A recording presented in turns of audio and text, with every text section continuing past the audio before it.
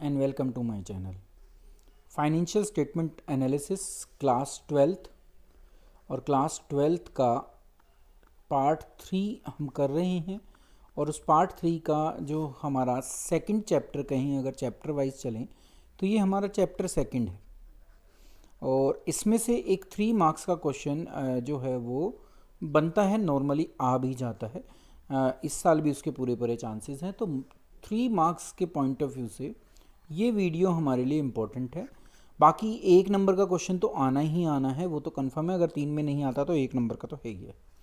तो आज हम इस वीडियो में क्या करेंगे, हम देखेंगे कि analysis of financial statement theoretically हमें क्या बताता है, क्या वो कंसेप्ट है, किसको हम एनालिसिस कहते हैं, उसकी सिग्निफिकेंस क्या है, उसकी लिमिटेशंस क्या हैं और ऑब्जेक्टिव क्या है, और साथ ही साथ हम वो कौन से टूल्स हैं जिसके थ्रू ये फाइनेंशियल स्टेटमेंट एनालिसिस करते हैं।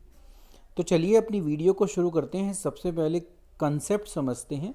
तो कंसेप्ट देखिए, नाम से पता चल रहा है आपको एनालिसिस। एनालिसिस का मतलब होता है विश्लेषण करना, चीज़ों को बारीकी से समझना। तो किसी भी इंस्टीट्यूट में मैनेजमेंट के लिए, बाकी बहुत सारे लोगों के लिए ये बहुत समझना बहुत ज़रूरी होता है कि एक पर्टिकुलर बिजनेस फाइनेंशियली क्या कर रहा है। तो उसको हम कैसे पता लगा पाते हैं, वो एनालिसिस के थ्रू होता है। The process of critical evaluation of the financial information contained in the financial statement, जो आपको पता है बैलेंस शीट और statement of profit and loss होता है, तो उसका क्रिटिकली इवेल्युएशन किया जाता है इन ऑर्डर टू अंडरस्टैंड। क्यों किया जाता है? क्योंकि हम समझना चाहते हैं एंड मेक डिसीजन, और अपने निर्णय लेना चाहते हैं regarding the operation of the firm, कि भविष्य में फर्म किस तरीके से या बिजनेस किस तरीके से काम करे। और इसी को हम क्या कहते हैं, इसी क्रिटिकल इवेल्युएशन को हम फाइनेंशियल स्टेटमेंट एनालिसिस कह देते हैं। देखिए फिर दोबारा से कुछ और डिफरेंट लैंग्वेज में, financial analysis is the process of identifying the financial strength, एक कंपनी की फाइनेंशियली क्या स्ट्रेंथ है, साथ ही साथ क्या हमारी वीकनेस हैं, of the firm bye properly establishing relationship between the various items of the balance sheet and the statement of profit and loss। तो जिसको हम स्वॉट एनालिसिस कहते हैं, स्ट्रेंथ और वीकनेस दोनों का एनालिसिस करना, वही क्या कहलाता है, हमारा फाइनेंशियल एनालिसिस कहलाता है, जो बहुत ज़रूरी है। स्ट्रेंथ को हमें और इम्प्रूव करना होता है और वीकनेस को दूर करना होता है। तो इसीलिए हम क्या करते हैं, फाइनेंशियल स्टेटमेंट को एनालाइज करते हैं। उस फाइनेंशियल स्टेटमेंट में 2 हमारी चीज़ें होती हैं, एक बैलेंस शीट और दूसरा प्रॉफिट एंड लॉस अकाउंट, जिसको कंपनी के बारे में बात करें तो statement of profit and loss कहा जाता है। देखिए फिर इसी को और एलेबोरेट करते हैं। The financial analysis include both analysis as well as interpretation. तो फाइनेंशियल एनालिसिस में सिर्फ एनालिसिस नहीं है, उसको बताना, जो आपने किया उसको इंटरप्रिटेट भी करना होता है आपको। The term analysis means simplification of financial data by methodological classification given in the financial statement. तो जो भी एक मेथड के बेस पर आप क्लासीफाई करते हो उस फाइनेंशियल स्टेटमेंट को, जिससे वो इतनी सिंपल हो सके कि सब उस एनालिसिस को समझ सकें। दूसरा काम जो हमने कहा कि वो इंटरप्रिटेशन होता है, उसका मतलब आपको पता है, explaining the meaning and significance of the data. क्या इस डाटा का मीनिंग है और क्या इसकी इम्पोर्टेंस है, इसको यूजर्स को पहुंचाना, वो इंटरप्रिटेशन कहलाता है। तो फाइनेंशियल एनालिसिस देखा हमने कि कितना इंपॉर्टेंट है हर एक के पॉइंट ऑफ व्यू से। तो क्या उसकी सिग्निफिकेंस है, ये हमें समझना जरूरी है। क्या उसकी इंपॉर्टेंस है, 3 नंबर का जो क्वेश्चन बनता है वो इसी के ऊपर बनता है। 1 नंबर में आपका मीनिंग पूछा जा सकता है, 3 नंबर का क्वेश्चन सिग्निफिकेंस पर ही बनेगा, अगर बनेगा तो financial analysis is useful and significant to different user in the following manner। तो अगर फाइनेंशियल मैनेजर के लिए या फाइनेंस मैनेजर के लिए देखें कि क्यों सिग्निफिकेंस है वो या सिग्निफिकेंट है वो, तो the tool for analysis help in studying accounting data so as to determine the continuity of the operating policy. जो पॉलिसी आप चला रहे हैं, अगर आप एनालिसिस में ये पाते हैं कि वो सही जा रहा है तो आप उसको कंटिन्यू करोगे। Investment value of the business कितनी है वो समझना। क्रेडिट रेटिंग एक पर्टिकुलर फर्म की कितनी है। Testing the efficiency of operation, जो भी काम हमने लास्ट ईयर किया अगर मैं उसकी एफिशिएंसी को जज करना चाहता हूँ तो भी मुझे उसकी ज़रूरत है। तो फाइनेंस मैनेजर के लिए फाइनेंशियल स्टेटमेंट का एनालिसिस इम्पॉर्टेंट होता है। अब दूसरा, ये सारे के सारे एक तरीके से अगर हम कहें तो हम यहाँ यूज़र की बात ही कर रहे हैं कि यूज़र के लिए क्यों इम्पोर्टेंट होता है। तो दूसरे जो यूज़र हैं वो टॉप मैनेजमेंट है, जो जो जो एक तरीके से प्लानिंग को फॉर्मुलेट करती हैं पूरे बिजनेस का, पूरे साल की जितनी भी चीज़ें जो टॉप मोस्ट हैं वो इनको फ्रेम करते हैं। तो उनके लिए कितना ज़रूरी है। Financial analysis help the management in measuring the success of the company. Company ने क्या सफलता पाई उसको मेज़र करना है, मापना है, तो इस फाइनेंशियल एनालिसिस की हमें ज़रूरत होती है। कंपनी ने कैसे काम किया, कैसे उसने मतलब अप्रेजिंग द इंडिविजुअल परफॉर्मेंस, कैसे उसने एक एक व्यक्ति को अप्रेज किया, ठीक है। Evaluating the system of internal control, साथ ही साथ ये देखना कि आपका जो आंतरिक कंट्रोल है, नियंत्रण है, उसको इवेल्युएट भी आप किसके बेस पर कर पाओगे, इसी एनालिसिस ऑफ फाइनेंशियल स्टेटमेंट के। तो इसलिए मैनेजमेंट के लिए बहुत इंपॉर्टेंट हो जाता है ये। फिर आता है ट्रेड पेबल। ट्रेड पेबल वो व्यक्ति या वो सप्लायर हैं जिन्होंने हमें उधार में माल सप्लाई कर रखा है। तो trade payable through an analysis of financial statement appraise not only the ability of the company to meet its short term obligation, क्योंकि ट्रेड पेबल नॉर्मली आप देखोगे तो शॉर्ट टर्म लाइबिलिटी होती है जिसको हम करंट लाइबिलिटी भी कहते हैं। तो वो ये देखते हैं कि क्या शॉर्ट टर्म टाइम में, शॉर्ट ड्यूरेशन में company is able to pay its डेप्ट और नॉट, बट आल्सो जज the probability of its continued ability to meet all its financial obligation in future। साथ ही साथ वो ये भी देखते हैं कि इसकी क्या संभावना है कि वो भविष्य में भी पे करने की कंडीशन में होगी।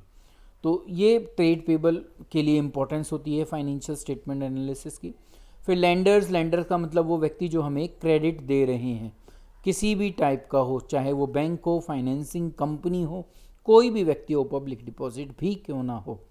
तो लॉन्ग टर्म लेंडर जो भी लंबे समय के लिए हमें उधार देते हैं, analyse the historical financial statement to assess its future solvency and profitability.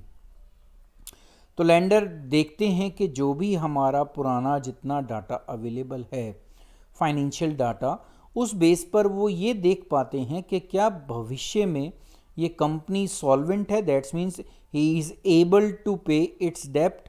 Also ये भी देखते हैं क्या ये प्रॉफिट कमा पाएगी, मतलब कि अगर हम इनको उधार दें तो क्या ये उस इंटरेस्ट को चुका पाएंगे।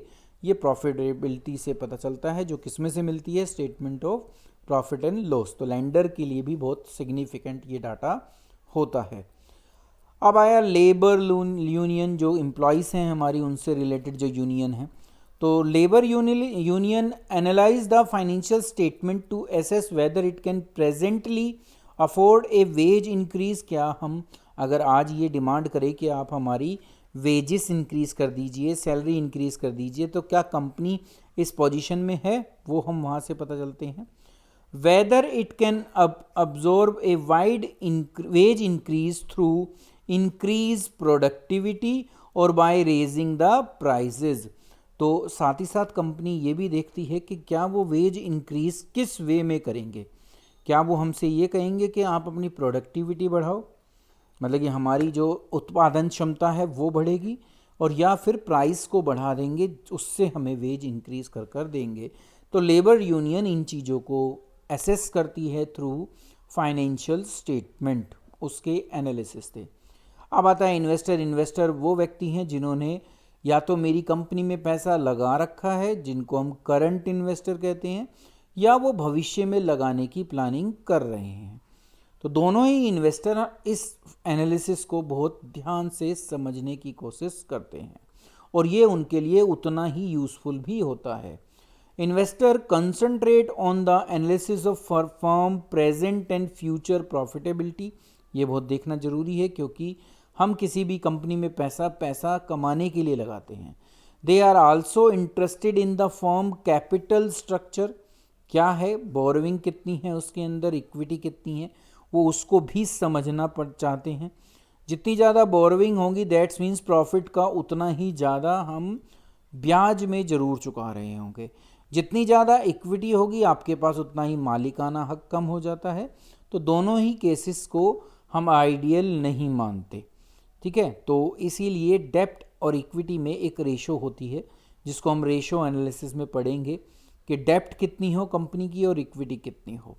तो to ascertain its influence on the firm earning and risk, दोनों पर इफेक्ट इसका पड़ता है। They also evaluate the efficiency of management and determine whether a change is needed or not. वो साथ ही साथ क्योंकि वो मालिक होते हैं बिजनेस के, तो वो ये भी देखते हैं कि जो मैनेजमेंट हमने बना रखी है अपने डे टू डे रूटीन के वर्किंग को मैनेज करने के लिए, क्या वो मैनेजमेंट एफिशिएंटली काम कर पा रही है, और अगर नहीं कर पा रही तो क्या उसको चेंज करना चाहिए। ये डिसीजन भी वो इसी के ऊपर लेते हैं। अदर्स, बाकी लोग जो बच गए जिनके नाम अभी तक नहीं आए, तो वो इकोनॉमिक्स हैं, रिसर्चर हैं, एटसेट्रा हैं, जो एनालाइज करते हैं financial statement to study the present business and economic condition. The government agency need it for price regulation, taxation policy and similar purpose. तो गवर्नमेंट को भी इस डाटा की ज़रूरत पड़ती है डिफरेंट काइंड ऑफ अपने डिसीजन लेने के लिए, जो उसके फिजिकल डिसीजन होते हैं उनसे रिलेटेड। तो ये थे इसकी significance of analysis of financial statement, जो डिफरेंट यूज़र के लिए क्या थी। नेक्स्ट पर चलें तो अब आता है लिमिटेशन। तो आपसे एक नंबर में ज़रूर लिमिटेशन पूछी जा सकती है। नॉर्मली 3 मार्क्स में लिमिटेशन नहीं आती। तो अगर अब हम देखें तो लिमिटेशन में देखिए क्या लिमिटेशन है। पहली ये है कि वो प्राइस लेवल चेंजेस को नहीं करती, वो हमने लास्ट ईयर भी पढ़ा था कि हमारी जो अकाउंटिंग इन्फॉर्मेशन होती हैं वो करंट प्राइस के ऊपर बेस्ड कभी भी नहीं होती। तो वो एक इम्पॉर्टेंट ड्रॉबैक है उसकी। और misleading without the knowledge of the changes in accounting procedure followed by A firm. अगर मुझे ये ना पता हो कि अकाउंटिंग प्रोसीजर एक पर्टिकुलर कंपनी ने क्या फॉलो किए हैं, तो वो जो फाइनेंशियल एनालिसिस हमारे सामने प्रेजेंट किया गया है वो मिसलीड भी कर सकता है।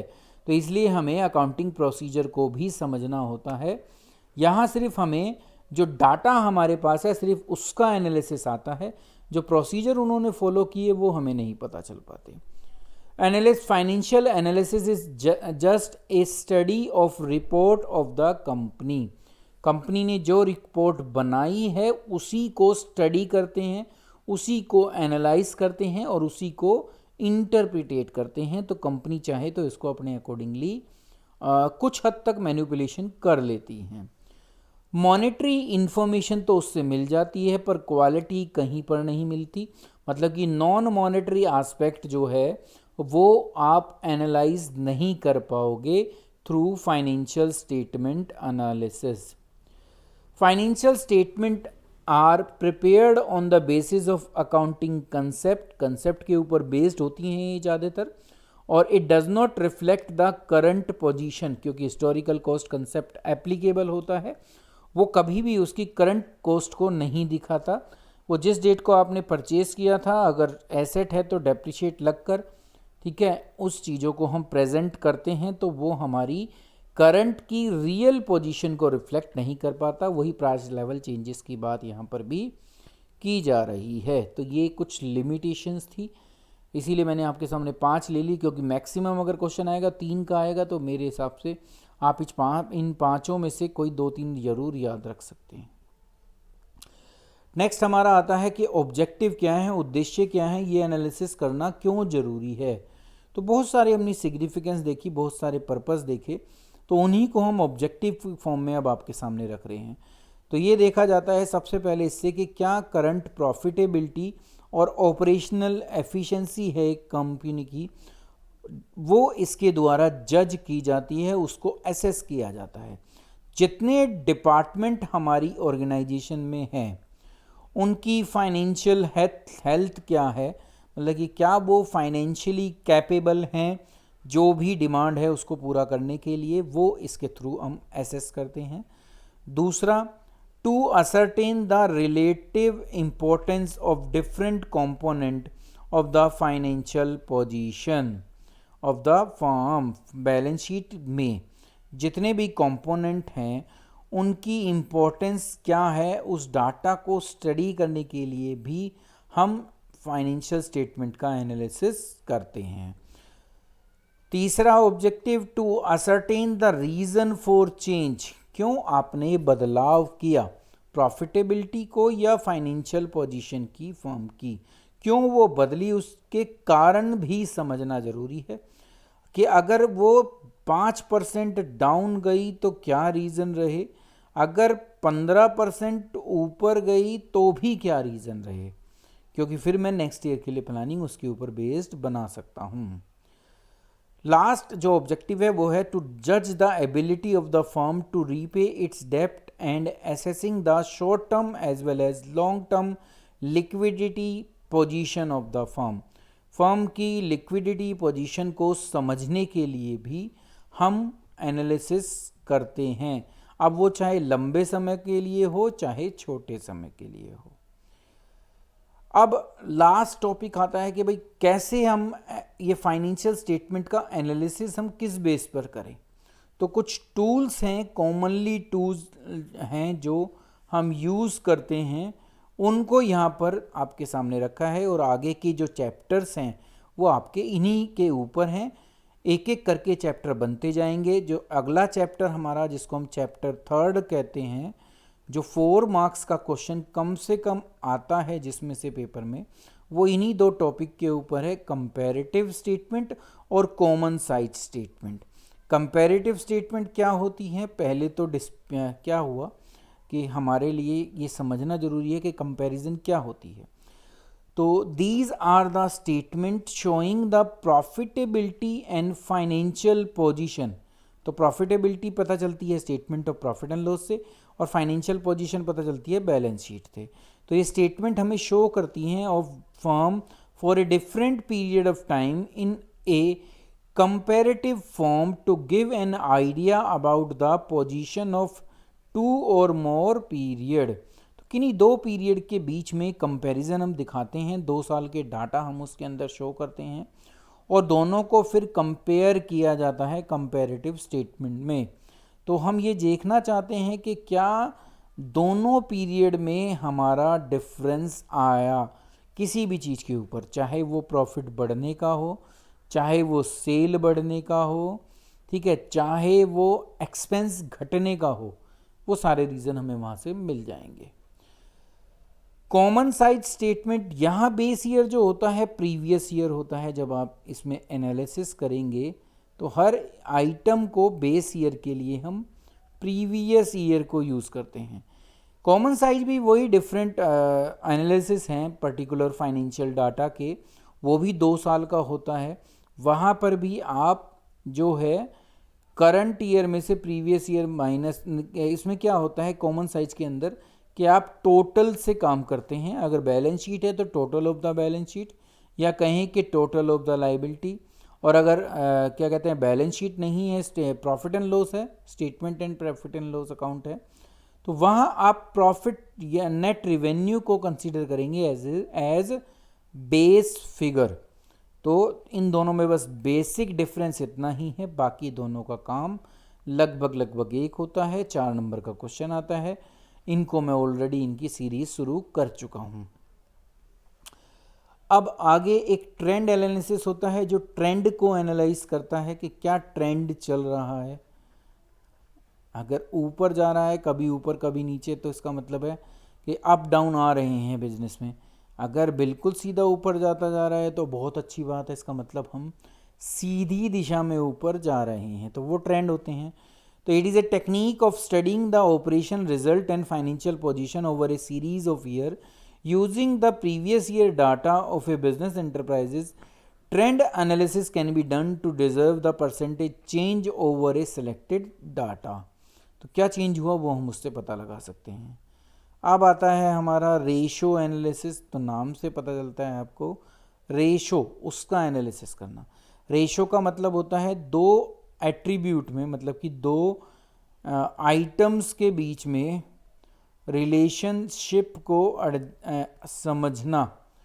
तो as a technique of financial analysis accounting ratio measure the comparative significance of the individual item of the income and the position statement, मतलब कि balance sheet. It is possible to assess through profitability, solvency, efficiency of an enterprises through the technique of ratio analysis। तो ये कैसे होता है possible कि profitability, solvency और efficiency किसी भी एंटरप्राइजेस की हम वो डिफरेंट रेशो जो हम निकालेंगे उनके बेस पर कर पाते हैं। और लास्ट है हमारा जो बहुत इंपॉर्टेंट टॉपिक है, क्योंकि ये 6 + 6 12 नंबर का कम से कम है, बाकी ऊपर कितने ही हो जाएं। तो कैश फ्लो एनालिसिस, जो कैश के फ्लो को एनालाइज करता है। मीनिंग समझना ज़रूरी है, क्योंकि एक नंबर में आपसे कई बार मीनिंग पूछा जा चुका है। तो it refer to the analysis of actual improvement of cash into and out of an organisation. कितना आया और कितना जाया उसको एनालाइज करने के लिए कैश फ्लो की ज़रूरत हमें ज़रूर पड़ती है। The flow of cash into the business is called cash inflow. जब बिजनेस में पैसा आता है तो उसको इनफ्लो कहा जाता है, और जब पैसा बिजनेस से जाता है तो उसको आउटफ्लो कहा जाता है।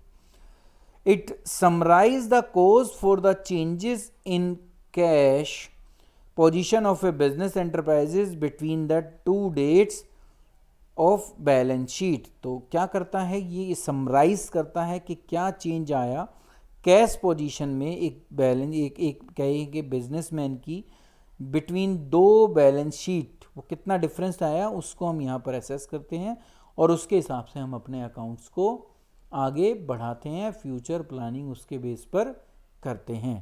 तो ये था हमारा टॉपिक जो एनालिसिस के चैप्टर के ऊपर था, और ये 3 मार्क्स का या कहीं के 4 मार्क्स 5 मार्क्स तक भी ये चैप्टर बन सकता है। मुझे पूरी उम्मीद है कि आप इसमें पूरे नंबर ले पाएंगे मेरी इस वीडियो के बाद। Thank you.